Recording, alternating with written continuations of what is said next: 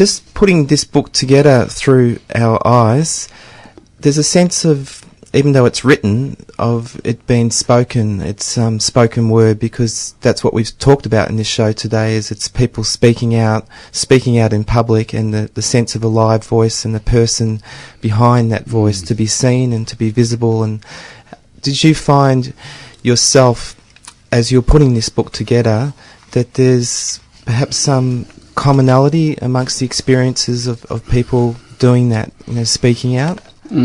Well, let me say it was tricky in some ways. And NAPWA, when they started putting the document together, the idea was, well, who do we ask to contribute, but also how do we structure all the different things that are coming in?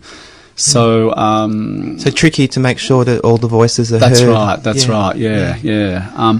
But I think as the document does represent quite a broad range of voices, so that in the next section of the document, which we call the collaborations, so that's a period from 1990 to 1995. And again, in there, we've got a range of people who have contributed to that writing, including people living with HIV and also some of the doctors and the researchers. Because that was when the researchers and the HIV community itself was really understanding how complex the spread of this pandemic was, that it was infecting our Indigenous communities. It was entering into parts of the population that were very vulnerable and whose voices needed to be heard. Could you perhaps read something that might reflect that experience, John? Sure. I think well, there's two things in this section, collaboration. Bill O'Loughlin has written, it was the time when the epidemic raged. So it's after people became infected.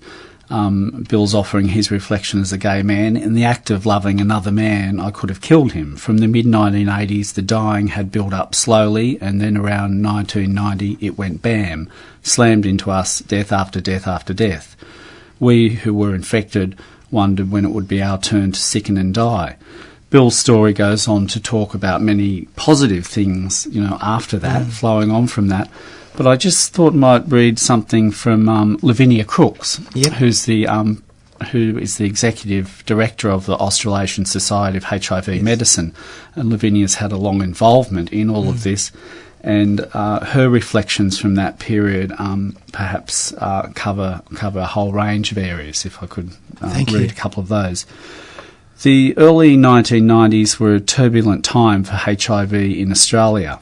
And this is Lavinia's personal reflections. I was first employed by NAPWA, the National Association of People Living with HIV at that time, the predecessor to the organisation NAPWA.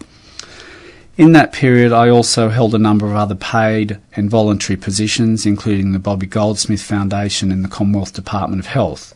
I was writing a number of resources, mainly for people living with HIV, their carers, volunteers and workers in the HIV sector. It was also the period in the HIV epidemic in Australia which had the greatest impact on my friends and colleagues. The crisis was at its peak and deaths were all too common. It was a time that etched memories on those of us who lived through it, and hopefully no one will ever experience again.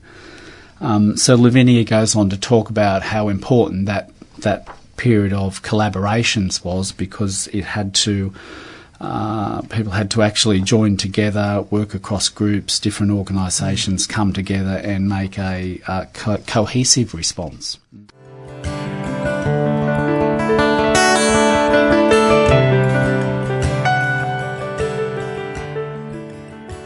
Okay, John, would you like to read another piece? Oh, sure, yeah. Paul Van Ryk talks about necessary and strategic collaborations, and he's reflecting on the AIDS Coalition to Unleash Power and their work in Sydney and other places.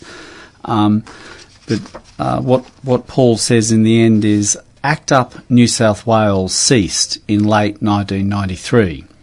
After DDC was proved to be of marginal benefit, says Lyle Chan, we all looked up the pipeline and realised that the pipeline was empty, so it was no longer about getting government regulators to cut the red tape because there was nothing to release. So the only solution was to go back earlier and earlier up the pipeline and work with scientists at earlier stages. What do they have in the test tubes that haven't even reached animal trials yet?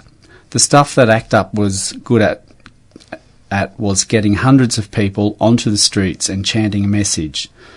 But there was no more one message. The issues were so complex you couldn't fit them on a placard, not on a T-shirt, not on a soundbite. So the role in unblocking the approval process came to an end. That's a really good way, I think, of talking about those collaborations and strategic alliances, because the story that unfolds through the book here is then how the community activists had to become involved in the political and policy processes and become work differently, I guess. Yeah, it changed from a time like in Victoria there was a memorable action by ACT UP when we were trying to get access to treatments to begin with, when people have been doing things like hanging off bridges and stuff like that, but it hadn't got the amount of attention in Melbourne as one particular digging up of the floral clock in Melbourne. They dug up the flowers one night, and there was an outrage about it in the newspapers, like how dare they dig up the floral clock. But I think the ACT UP members had actually found out that the flowers were due to be dug up about 2 days later anyway, so it was just a very clever action to bring attention. But then, as you said, as the years progressed, the complexity of working to get access to a whole multiplicity of treatments and the particular ways that HIV was impacting different communities required many activists to now join things like ministerial advisory committees and to become activists basically at a more official level. Yes. So how this is managed in the book here anyway is that we call the next period the anti-retrospectro. So that's a period. The anti-retrospectro. Anti-retrospectro. So, the idea is now that the protease inhibitors as an antiretroviral drug were available. As Jeff Honor writes here, it was the advent of effective treatment for HIV was announced, framed in a new but soon to be very familiar terminology, protease inhibitors in combination therapy. So yes, it meant a different way of working. Yeah. And then some of the people who have contributed to that section include Dr. Darren Russell, who was down here in Melbourne, who talks about the benefits of new drugs. Michael Hurley talks about a period of rocking and reeling. 1 minute everyone was going okay, next minute things changed, had to go back again. Tobin Saunders talks about it as a roller coaster ride. And Joe Watson, who was the executive director of NAPWA, has contributed an amazing piece to this collection of writings. And Joe's reflection is on how a national treatments response emerged in Australia from 1996 onwards.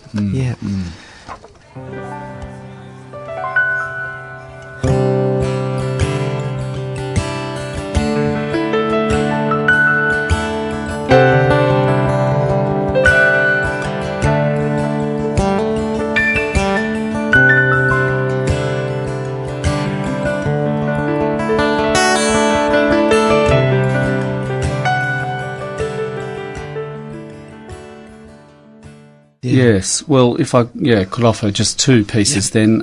Towards the end of the document, it's called Voices of People Living with HIV, The Commitment Continues, 2014 onwards.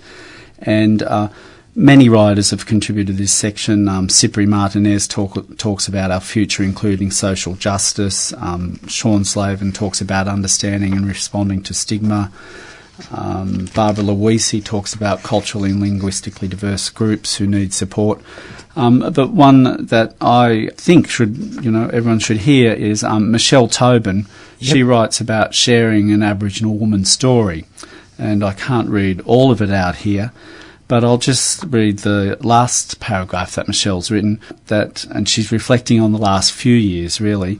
During this time, I was also fortunate enough to join the Women's Network, working on such resources as Treat Yourself Right, Common Threads, making posters, Femme Fatales T-shirts.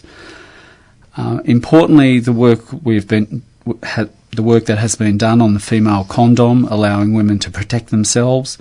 And Michelle goes on to say, my need to be within these groups is that I have lived with this virus for almost 20 years, and I have been given so much over the years, and it was time to give back and to help those within the broader community. So I think that's a nice kind of... very moving, yeah. And thank you so much, John Rule, for the work that you've done, because you've basically put together in one book our memories across these 3 decades of the pandemic, and it has great meaning for those voices to be heard, because, as you said, it was confronting for a lot of people to look back and to remember. Sure. But you've really shown the progress of how things have changed as well, and how people have managed to form a newer identity under survival. Sure, yes, great. Thanks for saying that. And NAPWA put it together because it's an important period to look back on, and this is just one way of looking back. So, of course, everyone's encouraged to continue reflecting, because it does really mean something now for the present. Thank you, John Rule. And the book is called Through Our Eyes, 30 Years of People Living with HIV, Responding to the HIV and AIDS Epidemics in Australia, edited by John Rule, put out by NAPWA. Hares and Hyenas Bookshop is certainly one place you'd be able to find the book, in Johnson Street in Fitzroy. Right. Okay, thank you very much, John. Thanks. Thank you. Right.